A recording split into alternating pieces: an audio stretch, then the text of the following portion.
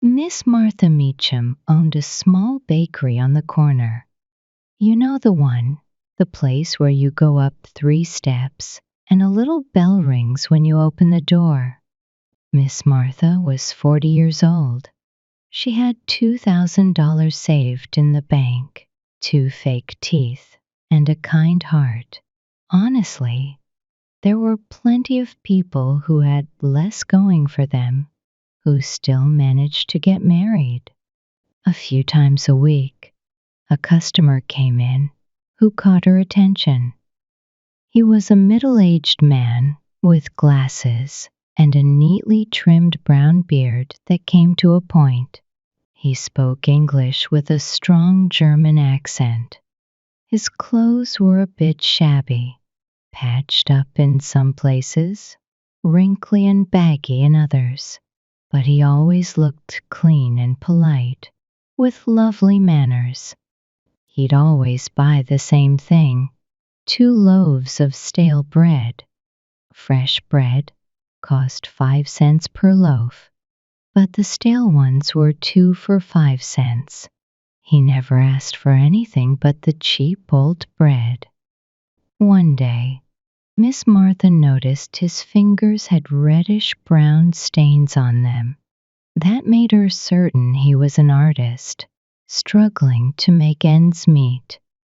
She imagined him living in a tiny, cold attic somewhere, painting masterpieces, eating stale bread, and dreaming about the delicious food in her bakery. Sometimes, while enjoying her own meals, like juicy chops, soft rolls, sweet jam, and a nice cup of tea, Miss Martha would sigh and wish she could invite the gentle artist to join her. She hated the thought of him munching on dry bread all alone in his chilly little room. She was, as you can tell, a very caring person. One day, she decided to test her theory about his job. She grabbed a painting she had bought at a sale and placed it on a shelf behind the bread counter, hoping to see how he'd react. The painting Miss Martha had put out was a picture of Venice. It showed a fancy marble building called a palazzo, according to the label on the picture right at the front. Well, actually, in front of the water, there were gondolas floating around, with a woman casually trailing her hand in the water, plus plenty of clouds, sky, and fancy light and shadow effects. No real artist could possibly miss noticing it. 2 days later, the man came back. 2 loaves of stale bread, please, he said in his thick German accent. Then, as Miss Martha was wrapping up the bread, he looked at the painting and said, "You have a fine picture here, madame." Miss Martha, feeling very clever, replied, "Oh, do you think so? I just love art and," she almost said, "artists," but quickly changed it to, "and paintings.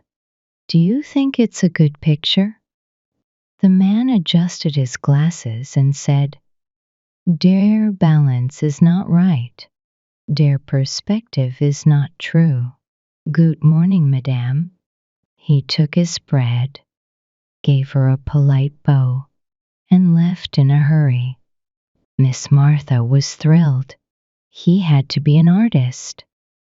She carefully took the painting back to her room. She couldn't stop thinking about him. His kind, intelligent eyes shining behind his glasses, his broad and thoughtful forehead. Imagine being able to judge perspective so quickly and yet living off stale bread, she sighed.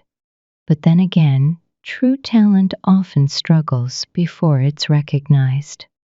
Miss Martha started daydreaming. What if this brilliant artist had more support? What if someone with $2,000 in the bank, a cozy bakery, and a kind heart could help him? But of course, these were just fantasies. The man started talking with her more often. When he came in, he seemed to enjoy her cheerful conversations. But he always stuck to buying the same thing: stale bread. No pies, no cakes, not even one of her special Sally Lunns, just the dry old loaves. Miss Martha started to notice that the man was looking thinner and more discouraged every time he came in. She felt bad for him and wanted to add something nice to his small purchase, like a little treat, but she just couldn't bring herself to do it. She didn't want to offend him. She knew how proud artists could be. Miss Martha began wearing her favorite blue dotted silk blouse while working behind the counter. In the back room, she also started making a strange mixture of quince seeds and borax. A lot of people use it for their skin. One day, the man came in as usual, put his nickel on the counter, and asked for his stale loaves. While Miss Martha was getting them, there was a loud noise outside, and a fire truck passed by with all its sirens going. The man rushed to the door to take a look, like most people would. That's when Miss Martha had an idea. On the bottom shelf behind the counter, there was a pound of fresh butter the milkman had just dropped off 10 minutes earlier. Miss Martha quickly grabbed a bread knife, made a deep cut in each of the stale loaves, and spread a generous amount of butter inside. She pressed the loaves back together, and by the time the man turned around, she was tying the paper around them. After he left, Miss Martha couldn't help but smile to herself, but she was also a little nervous. Had she been too bold? Would he be upset by her little surprise? But no, she thought. Butter wasn't anything inappropriate. It wasn't like she was doing anything wrong. She couldn't stop thinking about it all day. She imagined what would happen when he discovered her little trick. He would stop painting, set down his brushes and palette, and stand in front of his easel with the perfect picture he was working on. He'd get ready to eat his usual lunch of dry bread and water. He'd cut into the loaf, and then, surprise! Miss Martha blushed at the thought. Would he think about the hand that put the butter there as he ate? Then the front doorbell rang loudly. Someone was coming in, making a lot of noise. Miss Martha quickly walked to the front of the shop.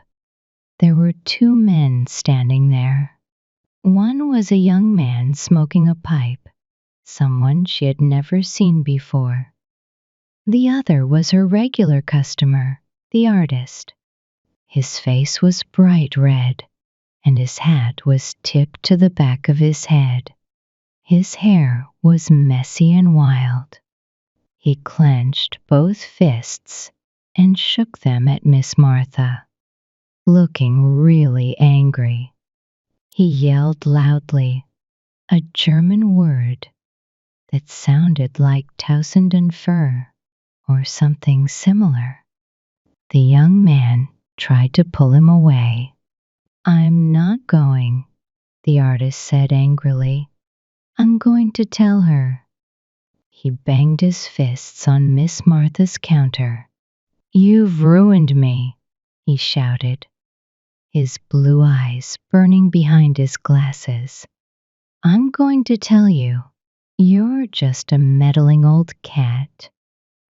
Miss Martha felt weak and leaned against the shelves, one hand resting on her blue dotted silk blouse.